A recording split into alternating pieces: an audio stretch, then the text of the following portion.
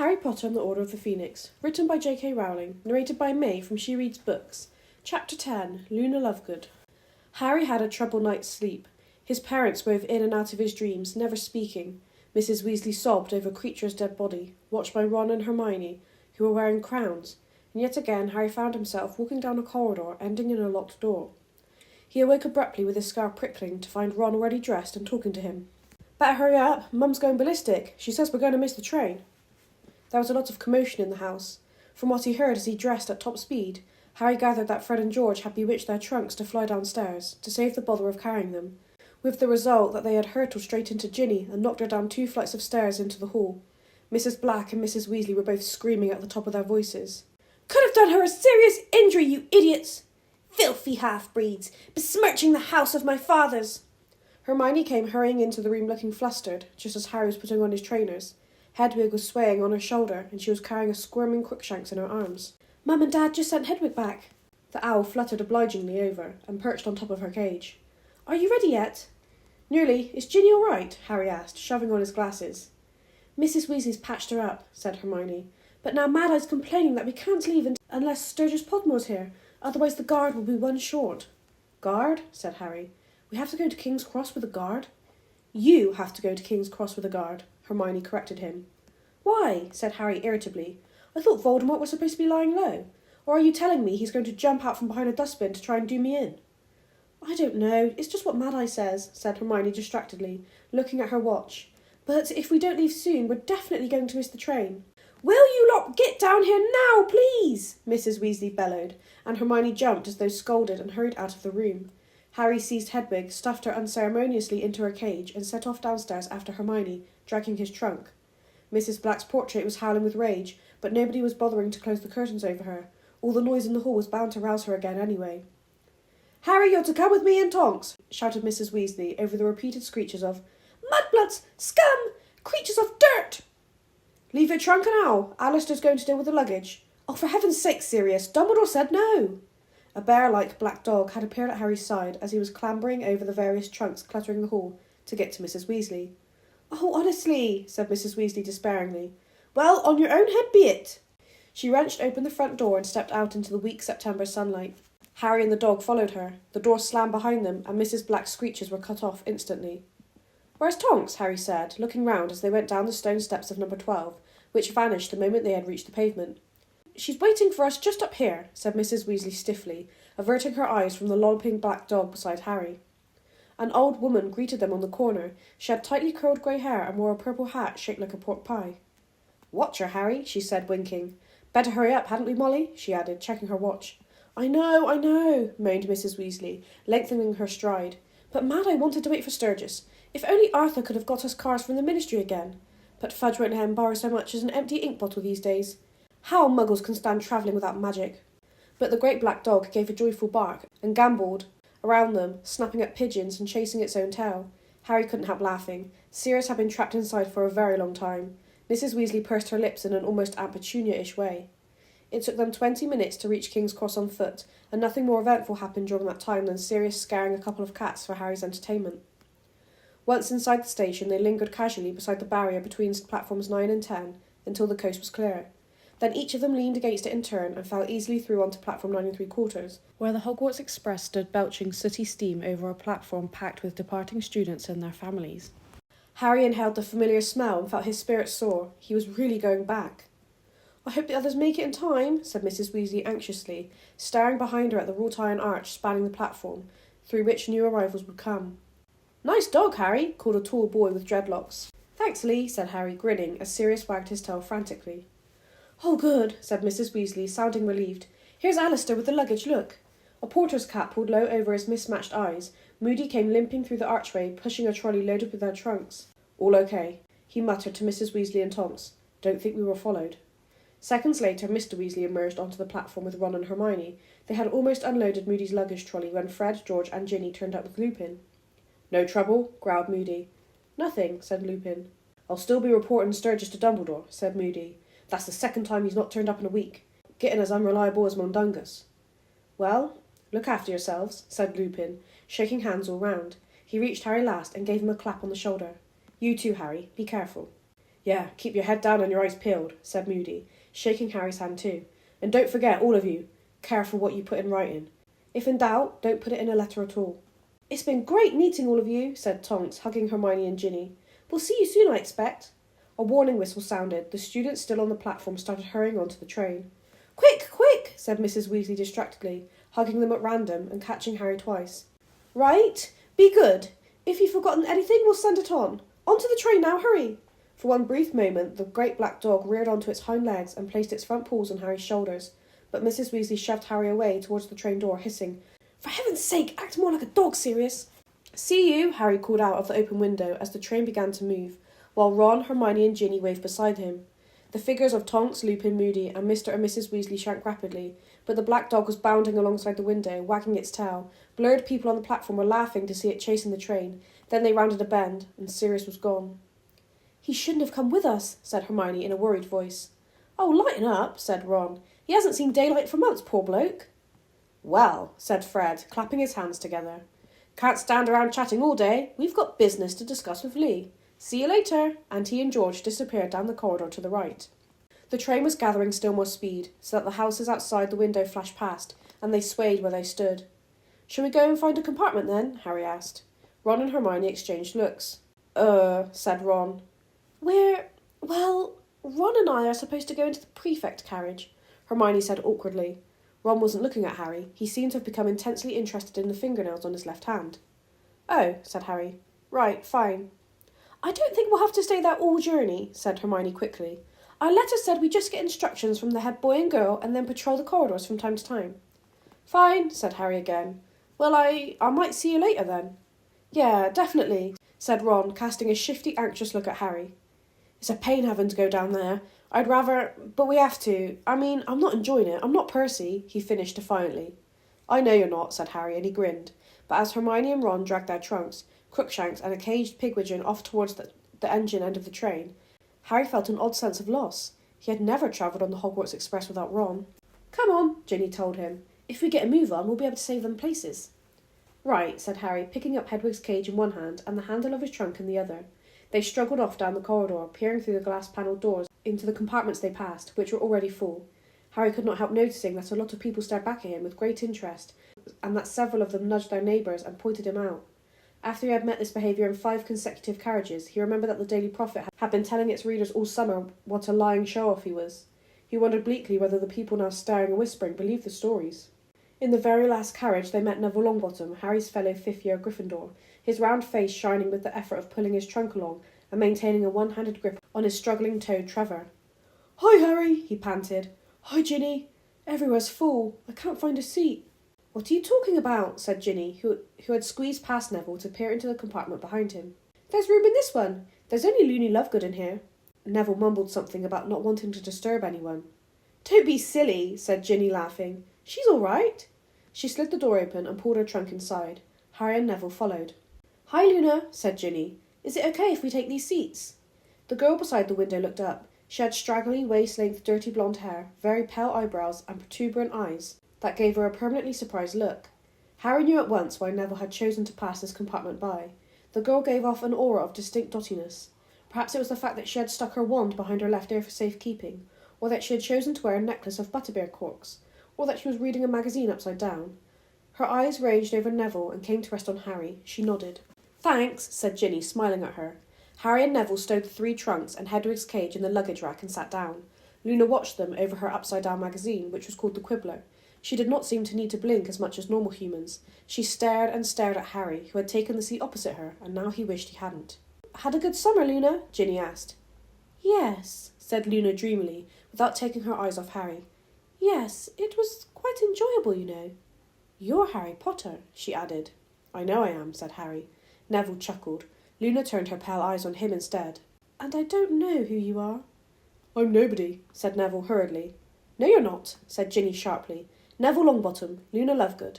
Luna's in my year, but in Ravenclaw. Wit beyond measure is man's greatest treasure, said Luna in a sing-song voice. She raised her upside-down magazine high enough to hide her face and fell silent. Harry and Neville looked at each other with their eyebrows raised. Ginny suppressed a giggle. The train rattled onwards, speeding them out into open country. It was an odd, unsettled sort of day. One moment the carriage was full of sunlight, and the next they were passing beneath ominously grey clouds. "Guess what I got for my birthday?" said Neville. "Another remember-all," said Harry, remembering the marble-like device Neville's grandmother had sent him in an effort to improve his abysmal memory. "No," said Neville. "I could do with one, though. I lost the old one ages ago. No, look at this." He dug the hand that was not keeping a firm grip on Trevor into his school bag, and after a little bit of rummaging, pulled out what appeared to be a small grey cactus in a pot, except that it was covered with what looked like boils rather than spines. "Mimbulus Mimbletonia," he said proudly. Harry stared at the thing. It was pulsating slightly, giving it a rather sinister look of some diseased internal organ. "It's really, really rare," said Neville, beaming. "I don't know if there's one in the greenhouse at Hogwarts even. I can't wait to show it to Professor Sprout. My great-uncle Algy got it for me in Assyria. I'm going to see if I can breed from it." Harry knew that Neville's favourite subject was herbology, but for the life of him he could not see what he would want with this stunted little plant. "Does it, do anything?" he asked. "Loads of stuff," said Neville proudly. "It's got an amazing defensive mechanism. Here, hold Trevor for me." He dumped the toad into Harry's lap and took a quill from his school bag. Luna Lovegood's popping eyes appeared over the top of her upside-down magazine again to watch what Neville was doing. Neville held the Mimbulus Mimbletonia up to his eyes, his tongue between his teeth, chose his spot and gave the plant a sharp prod with the tip of his quill. Liquid spurted from every boil on the plant, thick, stinking dark green jets of it. They hit the ceiling, the windows, and spattered Luna Lovegood's magazine. Ginny, who had flung her arms up in front of her face just in time, merely looked as though she was wearing a slimy green hat. But Harry, whose hands had been busy preventing Trevor's escape, received a faceful. It smelled like rancid manure. Neville, whose face and torso were also drenched, shook his head to get the worst out of his eyes. "Sorry," he gasped. "I haven't tried that before. Didn't realise it would be quite so... Don't worry, though. Stink sap's not poisonous," he added nervously as Harry spat a mouthful onto the floor. At that precise moment the door of their compartment slid open. "Oh, hello, Harry," said a nervous voice. Bad time?" Harry wiped the lenses of his glasses with the Trevor-free hand. A very pretty girl with long, shiny black hair was standing in the doorway smiling at him. Cho Chang, the seeker on the Ravenclaw Quidditch team. "Oh, hi," said Harry blankly. Said Cho. "Well, just thought I'd say hello." "Bye, then." Rather pink in the face, she closed the door and departed. Harry slumped back in his seat and groaned. He would have liked Cho to discover him sitting with a group of very cool people, laughing their heads off at a joke he had just told. He would not have chosen to be sitting with Neville and Loony Lovegood, clutching a toad and dripping in stink sap. "Never mind," said Ginny bracingly. "Look, we can easily get rid of all this." She pulled out her wand. "Scourgify." The stink sap vanished. "Sorry," said Neville again, in a small voice. Ron and Hermione did not turn up for nearly an hour, by which time the food trolley had already gone by. Harry, Ginny and Neville had finished their pumpkin pasties and were busy swapping chocolate frog cards, when the compartment door slid open and they walked in, accompanied by Crookshanks and a shrilly hooting Pigwidgeon in his cage. "I'm starving," said Ron, stowing Pigwidgeon next to Hedwig, grabbing a chocolate frog from Harry and throwing himself into the seat next to him. He ripped open the wrapper, bit off the frog's head, and leaned back with his eyes closed, as though he had had a very exhausting morning. "Well, there are 2 fifth-year prefects from each house," said Hermione, looking thoroughly disgruntled as she took her seat. "Boy and girl from each." "And guess who's a Slytherin prefect?" said Ron, still with his eyes closed. "Malfoy," replied Harry at once, certain his worst fear would be confirmed. "Course," said Ron bitterly, stuffing the rest of the frog into his mouth and taking another. "And that complete cow, Pansy Parkinson," said Hermione viciously. "How's she got to be a prefect when she's thicker than a concussed troll?" "Who are Hufflepuffs?" Harry asked. "Ernie Macmillan and Hannah Abbott," said Ron thickly. "And Anthony Goldstein and Padma Patil for Ravenclaw," said Hermione. "You went to the Yule Ball with Padma Patil," said a vague voice. Everyone turned to look at Luna Lovegood, who was gazing unblinkingly at Ron over the top of the quibbler. He swallowed his mouthful of frog. "Yeah, I know I did," he said, looking mildly surprised. "She didn't enjoy it very much," Luna informed him. "She doesn't think you treated her very well, because you wouldn't dance with her. I don't think I'd have minded," she added thoughtfully. "I don't like dancing very much." She retreated behind the quibbler again. Ron stared at the cover with his mouth hanging open for a few seconds, then looked around at Ginny for some kind of explanation, but Ginny had stuffed her knuckles in her mouth to stop herself giggling. Ron shook his head bemused, then checked his watch. "We're supposed to patrol the corridors every so often," he told Harry and Neville, "and we can give out punishments if people are misbehaving. I can't wait to get Crabbe and Goyle for something." "You're not supposed to abuse your position, Ron," said Hermione sharply. "Yeah, right, because Malfoy won't abuse it at all," said Ron sarcastically. So you're going to descend to his level? No, I'm just going to make sure I get his mates before he gets mine. For heaven's sake, Ron. I'll make Goyle do lines. It will kill him. He hates writing, said Ron happily. He lowered his voice to Goyle's low grunt and, screwing up his face in a look of pained concentration, mimed writing in midair. I must not look like a baboon's backside. Everyone laughed, but nobody laughed harder than Luna Lovegood. She let out a scream of mirth that caused Hedwig to wake up and flap her wings indignantly, and Crookshanks to leap up into the luggage rack hissing. Luna laughed so hard her magazine slipped out of her grasp, slid down her legs and onto the floor. That was funny! Her prominent eyes swam with tears as she gasped for breath, staring at Ron. Utterly nonplussed, he looked around at the others, who were now laughing at the expression on Ron's face, and at the ludicrously prolonged laughter of Luna Lovegood, who was rocking backwards and forwards, clutching her sides. Are you taking the mickey? Said Ron, frowning at her. Baboon's backside, she choked, holding her ribs. Everyone else was watching Luna laughing, but Harry, glancing at the magazine on the floor, noticed something that made him dive for it. Upside down, it had been hard to tell what the picture on the front was. But Harry now realised it was a fairly bad cartoon of Cornelius Fudge. Harry only recognised him because of the lime-green bowler hat. One of Fudge's hands was clenched around a bag of gold. The other hand was throttling a goblin. The cartoon was captioned, How far will Fudge go to gain Gringotts? Beneath this were listed the titles of other articles inside the magazine. Corruption in the Quidditch League, How the Tornadoes are taking control. Secrets of the Ancient Runes revealed, Sirius Black, Villain or Victim. Can I have a look at this? Harry asked Luna eagerly. She nodded, still gazing at Ron, breathless with laughter. Harry opened the magazine and scanned the index. Until this moment he had completely forgotten the magazine Kingsley had handed Mr. Weasley to give to Sirius, but it must have been this edition of the Quibbler. He found the page and turned excitedly to the article. This too was illustrated by a rather bad cartoon. In fact, Harry would not have known it was supposed to be Sirius if it hadn't been captioned. Sirius was standing on a pile of human bones with his wand out. The headline on the article read, Sirius, black as he's painted? Notorious mass murderer or innocent singing sensation? Harry had to read this first sentence several times before he was convinced that he had not misunderstood it.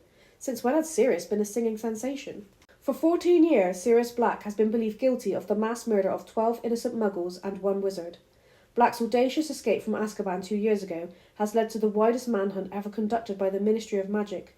None of us has ever questioned that he deserves to be recaptured and handed back to the Dementors. But does he? Startling new evidence has recently come to light that Sirius Black may not have committed the crimes for which he was sent to Azkaban. In fact, says Doris Purkis of 18 Acanthia Way, Little Norton, Black may not even have been present at the killings. What people don't realise is that Sirius Black is a false name, says Mrs. Purkis. The man people believe to be Sirius Black is actually Stubby Boardman, lead singer of popular singing group The Hobgoblins, who retired from public life after being struck on the ear by a turnip at a concert in Little Norton Church nearly 15 years ago. I recognised him the moment I saw his picture in the paper. Now, Stubby couldn't possibly have committed those crimes, because on the day in question he happened to be enjoying a romantic candlelit dinner with me. I have written to the Minister for Magic, and am expecting him to give Stubby, alias Sirius, a full pardon any day now. Harry finished reading and stared at the page in disbelief. Perhaps it was a joke, he thought. Perhaps the magazine often printed spoof items. He flicked back a few pages and found the piece on Fudge. Cornelius Fudge, the Minister for Magic, denied that he had any plans to take over the running of the Wizarding Bank Gringotts when he was elected Minister for Magic 5 years ago. Fudge has always insisted that he wants nothing more than to cooperate peacefully with the guardians of our gold. But does he? Sources close to the minister have recently disclosed that Fudge's dearest ambition is to seize control of the goblin gold supplies, and that he will not hesitate to use force if need be. It wouldn't be the first time either, said a ministry insider. Cornelius Goblin Crusher Fudge, that's what his friends call him. If you could hear him when he thinks no one's listening. Oh, he's always talking about the goblins he's had done in.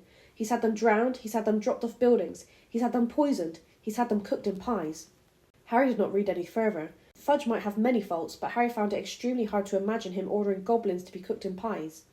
He flicked through the rest of the magazine. Pausing every few minutes, he read, an accusation that the Tutsil Tornadoes were winning the Quidditch lead by a combination of blackmail, illegal broom tampering and torture. An interview with a wizard who claimed to have flown to the moon on a clean sweep 6 and brought back a bag of moon frogs to prove it. And an article on ancient runes, which at least explained why Luna had been reading the Quibbler upside down. According to the magazine, if you turn the runes on their heads, they revealed a spell to make your enemy's ears turn into kumquats. In fact, compared to the rest of the articles in the Quibbler, the suggestion that Sirius might really be the lead singer of the Hobgoblins was quite sensible. Anything good in there? Asked Ron as Harry closed the magazine. Of course not, said Hermione scathingly before Harry could answer. The Quibbler's rubbish. Everyone knows that. Excuse me, said Luna. Her voice had suddenly lost its dreamy quality. My father's the editor. Oh, said Hermione, looking embarrassed. Well, it's got some it's quite... I'll have it back, thank you, said Luna coldly, and leaning forward she snatched it out of Harry's hands. Riffling through it to page 57, she turned it resolutely upside down again and disappeared behind it, just as the compartment door opened for the third time. Harry looked around. He had expected this, but that did not make the sight of Draco Malfoy smirking at him from between his cronies Crabbe and Goyle any more enjoyable. What? He said aggressively, before Malfoy could open his mouth. Manners, Potter, or I'll have to give you detention, drawled Malfoy, whose sleek blonde hair and pointed chin were just like his father's. You see, I, unlike you, have been made a prefect, which means that I, unlike you, have the power to hand out punishments. Yeah, said Harry, but you, unlike me, are a git, so get out and leave us alone. Ron, Hermione, Ginny, and Neville laughed. Malfoy's lip curled. Tell me, how does it feel being second best to Weasley, Potter? He asked. Shut up, Malfoy, said Hermione sharply. I seem to have touched a nerve, said Malfoy, smirking. Well, just watch yourself, Potter, because I'll be dogging your footsteps in case you step out of line. Get out, said Hermione, standing up. Sniggering, Malfoy gave Harry a last malicious look and departed, with Crabbe and Goyle lumbering along in his wake. Hermione slammed the compartment door behind them and turned to look at Harry, who knew at once that she, like him, had registered what Malfoy had said, and had been just as unnerved by it. Chuck us another frog, said Ron, who had clearly noticed nothing. Harry could not talk freely in front of Neville and Luna. He exchanged another nervous look with Hermione, then stared out of the window. He thought Sirius coming with him to the station was a bit of a laugh, but suddenly it seemed reckless, if not downright dangerous. Hermione had been right. Sirius should not have come. What if Mr. Malfoy had noticed the black dog and told Draco? What if he had deduced that the Weasleys, Lupin, Tonks, and Moody knew where Sirius was hiding? Or had Malfoy's use of the word dogging been a coincidence? The weather remained undecided as they travelled further and further north. Rain spattered the windows in a half-hearted way, then the sun put in a feeble appearance before clouds drifted over it once more. When darkness fell and lamps came on inside the carriages, Luna rolled up the Quibbler, put it away carefully in her bag, and took to staring at everyone in the compartment instead. Harry was sitting with his forehead pressed against the train window, trying to get a first distant glimpse of Hogwarts, but it was a moonless night, and the rain-streaked window was grimy. We'd better change, said Hermione at last. She and Ron pinned their prefect badges carefully to their chests. Harry saw Ron checking his reflection in the black window. At last the train began to slow down, and they heard the usual racket up and down it as everybody scrambled to get their luggage, and pets assembled, ready to get off. As Ron and Hermione were supposed to supervise all this, they disappeared from the carriage again, leaving Harry and the others to look after Crookshanks and Pigwidgeon. I'll carry that owl if you like, said Luna to Harry, reaching out for Pigwidgeon, as Neville stowed Trevor carefully in an inside pocket. Oh, thanks, said Harry, handing her the cage and hoisting Hedwig's more securely into his arms. They shuffled out of the compartment, feeling the first sting of the night air on their faces, as they joined the crowd in the corridor. Slowly they moved towards the doors. Harry could smell the pine trees that lined the path down to the lake. He stepped down onto the platform and looked around, listening for the familiar call of, "First years over here, first years!" But it did not come. Instead, a quite different voice, a brisk female one, was calling out, "First years, line up over here, please. All first years to me." A lantern came swinging towards Harry, and by its light he saw the prominent chin and severe haircut of Professor Grubbly Plank, the witch who had taken over Hagrid's care of magical creatures lessons for a while the previous year. "Where's Hagrid?" he said out loud. "I don't know," said Ginny, "but we'd better get out of the way. We're blocking the door." "Oh, yeah." Harry and Ginny became separated as they moved off along the platform and out of the station. Jostled by the crowd, Harry squinted through the darkness for a glimpse of Hagrid. He had to be here. Harry had been relying on it. Seeing Hagrid again was one of the things he'd been looking forward to most, but there was no sign of him. He can't have left, Harry told himself, as he shuffled slowly through a narrow doorway onto the road outside, with the rest of the crowd. He's just got a cold or something. He looked around for Ron or Hermione, wanting to know what they thought about the reappearance of Professor Grubbly Plank, but neither of them was anywhere near him, so he allowed himself to be shunted forwards onto the dark, rain-washed road outside Hogsmeade Station. Here stood the 100 or so horseless stagecoaches that always took the students above first year up to the castle.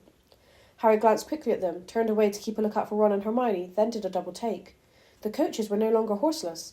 There were creatures standing between the carriage shafts. If he had had to give them a name, he supposed he would have called them horses, though there was something reptilian about them too. They were completely fleshless, their black coats clinging to their skeletons, of which every bone was visible, Their heads were dragonish, and their pupilless eyes white and staring. Wings sprouted from each wither, vast black leathery wings that looked as though they ought to belong to giant bats. Standing still and quiet in the gloom, the creatures looked eerie and sinister. Harry could not understand why the coaches were being pulled by these horrible horses, when they were quite capable of moving along by themselves. "Where's Pig?" said Ron's voice right behind Harry. "That Luna girl was carrying him," said Harry, turning quickly, eager to consult Ron about Hagrid.